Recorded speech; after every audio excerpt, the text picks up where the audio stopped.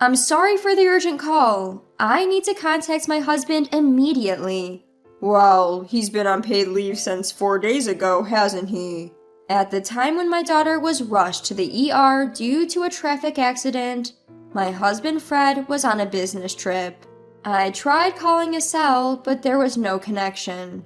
Having no other choice, I phoned his company and was told by his boss an unexpected fact. I was left speechless for a while.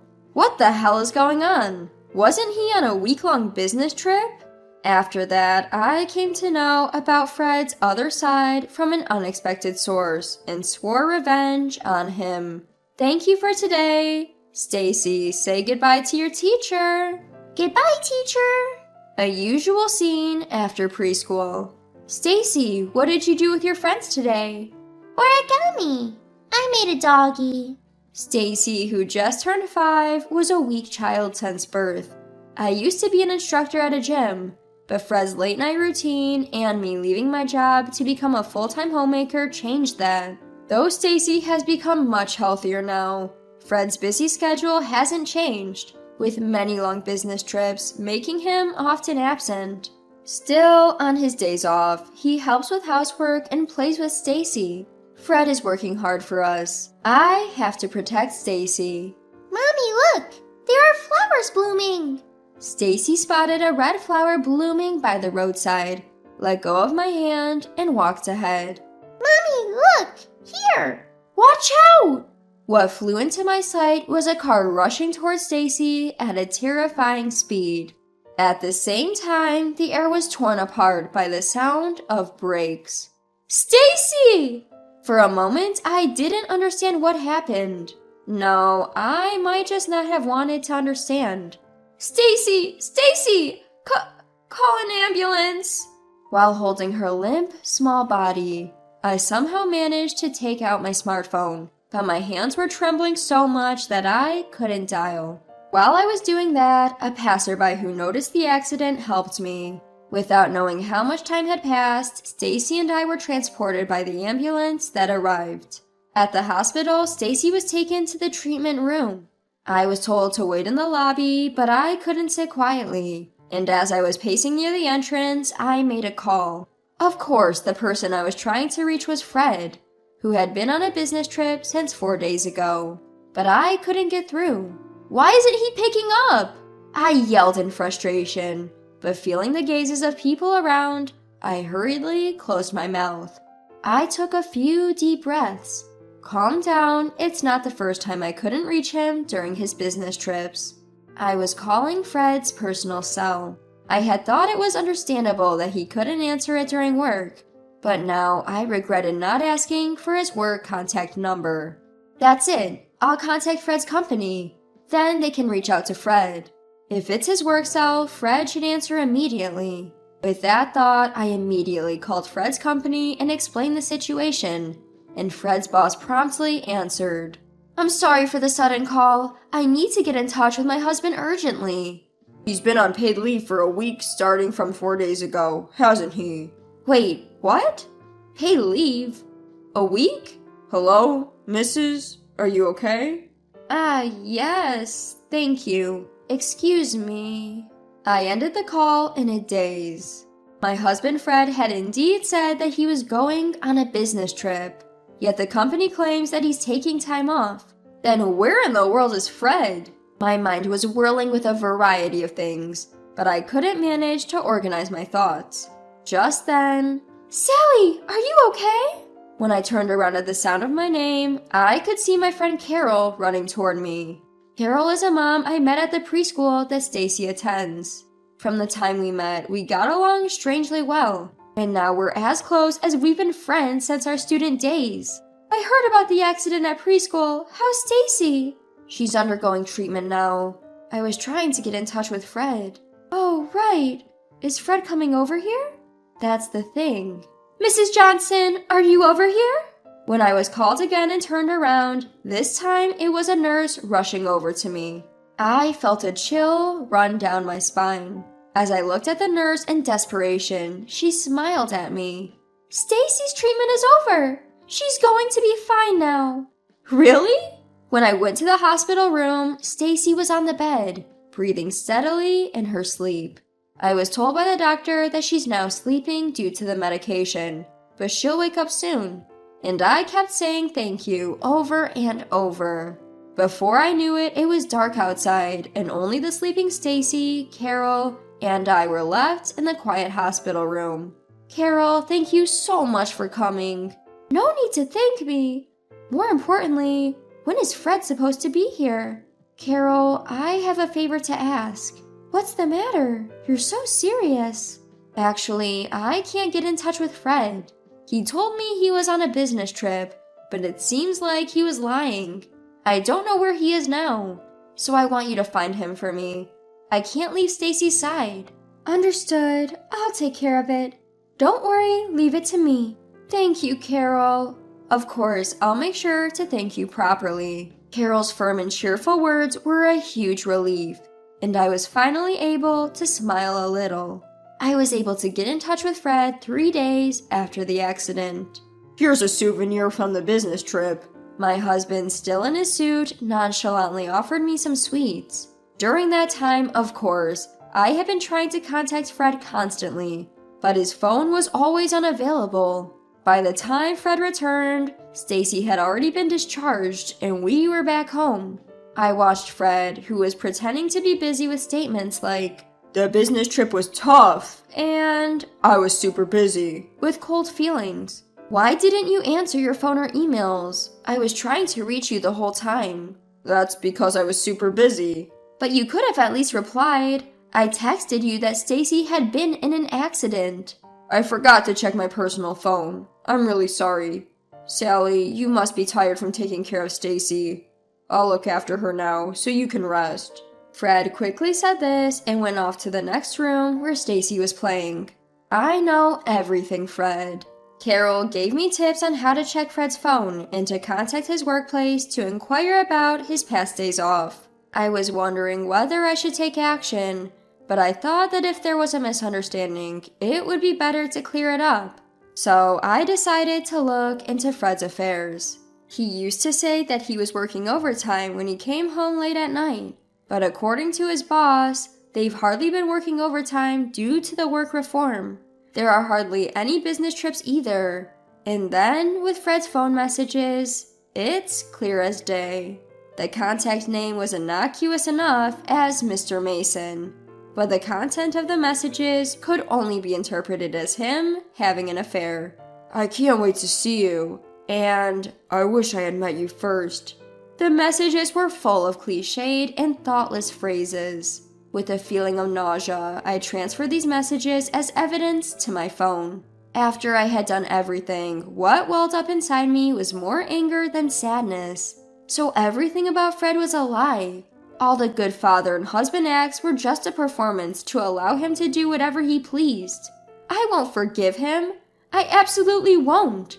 I firmly resolved. A month after the accident, Stacy recovered completely without any after effects. Around the same time, Fred announced that he was going on another business trip. Watching Fred leave excitedly, I immediately called Carol. This business trip is to a seaside town about an hour's drive away from downtown. Of course, to me, Fred said as usual, "I'm going to inspect a factory by the seaside." But I'm not fooled this time. I rode in Carol's car and arrived at a charming inn. Sally, this is the inn. I got a message that he checked in after noon. I suppose he's having a great time right now. Are you okay? Do you want me to go in alone? Thanks, but I have to do this. For Stacy's sake, too. I wonder what kind of expression I had at that time. No matter what happens, I'm on your side, Sally. Carol. Then I realized that I was clenching my fist tightly. When I opened my hand, the palm was a bit red where my nails had dug in. I must have been very tense without realizing it. After exhaling deeply, I handed my phone to Carol. Please. Leave it to me. As soon as she took my phone, Carol immediately dialed a number and turned on the speaker so that I could hear. The person on the other end was Fred. It took a while to get through, but after a few tries, the ringing stopped and I heard Fred's annoyed voice saying, "Hello." Perhaps he thought he couldn't ignore the calls forever due to the recent event. But judging by his bad mood, I must have interrupted his fun. Hello? Is this Fred? Good, I got through. Who is this? Isn't this Sally? I'm Carol, a friend of Sally's. Actually, Sally collapsed and was taken to the hospital. I thought I should contact her husband, so I borrowed her cell phone. She collapsed? Sally, why? She seems to be suffering from overwork. She's also been worrying about Stacy. Fred, won't you come to see her? No, I'm at work. Overwork, that doesn't mean her life is in danger, right? Well, about that. And you'll be there with her, right? I've heard about you from Sally. You're close, aren't you? If so, she'll probably feel more comfortable than with me around. Please take care of her. I'm really busy right now. Fred ended the call abruptly. I stared at my phone for a while, then nodded vigorously when Carol asked me, "Are you okay?" "Carol, can we continue as planned?" Of course. Carol and I got out of the car and headed to the inn. What? Why are you here, Sally? Fred was hastily wrapping himself in a bathrobe, as was his mistress. We barged into the room where Fred was having a secret meeting. You were supposed to have collapsed. I was so irritated that it made me feel better. So, do you have anything to say about the situation? Well, Anna here is a business associate. Don't bring my name into this! Oh, so you discuss work in bed? Well, it's a kind of special job. Listening to Fred stutter and babble nonsensically, I could only sigh. I was feeling more hollow than sad or angry. You should just honestly admit that you've been having an affair. It's pathetic to keep denying it at this point. The one who regained her composure faster than Fred was the other woman. The woman Fred had called Anna. By the way, ladies, why are you barging into other people's rooms? Isn't that invasion of privacy? Yeah, just because you're family doesn't mean you can barge into a room where people are staying. What's wrong with this inn? That's right, I'm calling the police. I'll sue the inn. We were fully aware of that. That's why we made sure to prepare thoroughly. If you want to go ahead and do that, be my guest. But it won't do you any good. What? How do you think we knew you were staying here? We set it up that way. What did you say? Didn't you use a discount coupon to stay here? I secretly put that in your bag. Wait, wasn't that coupon put there by Anna? I don't know anything about it. Wait, you chose this inn because there was a coupon? You cheapskate. Fred is known to be rather tight with money. I knew if I put a coupon in there, he would definitely use it. And furthermore, this inn is run by a friend of Carol's. We've explained everything to the innkeepers, and it's actually me who rented this room. What? In fact, I had rented this room in advance under my name. We had asked the inn to cooperate and told them to give the key to Fred when he arrived. It's my room, so I can do whatever I want, right? In fact, you guys are the ones trespassing. Don't mess with me. Who the heck are you in the first place? Anna blurted out, nearly lunging at Carol with fury. To onlookers, she displayed a rather forceful demeanor. However, Carol, unruffled, flashed a casual smile. Her profession has likely accustomed her to such scenarios. I'm a detective. A detective? You didn't happen to investigate my affair, did you? Well, who knows? Are you enjoying cornering people? I didn't know you were such a cruel person. If you had expressed concern about me on the phone earlier, I thought maybe there was still a chance we could make things right.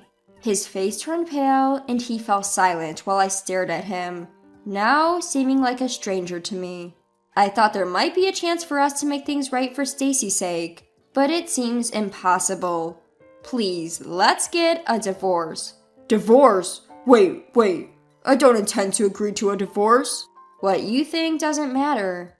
By the way, we have gathered plenty of evidence of your affair, so no matter how you struggle, I'm sure you'll be at a disadvantage. That Anna, Anna won't abandon me, right? Oh, right. This is a little bonus information for you. She's seeing someone else. What? Shut up! Don't say unnecessary things, stupid detective lady. Anna, you're joking, right? You always said you were devoted to me. Oh, so annoying. What's with being devoted? You cheat, but it's unacceptable for the other person? Give me a break. No, Sally, I'm sorry, I won't do it again. Please, just not a divorce. I'll have my lawyer communicate about everything from here on out. Hopefully, we never meet again.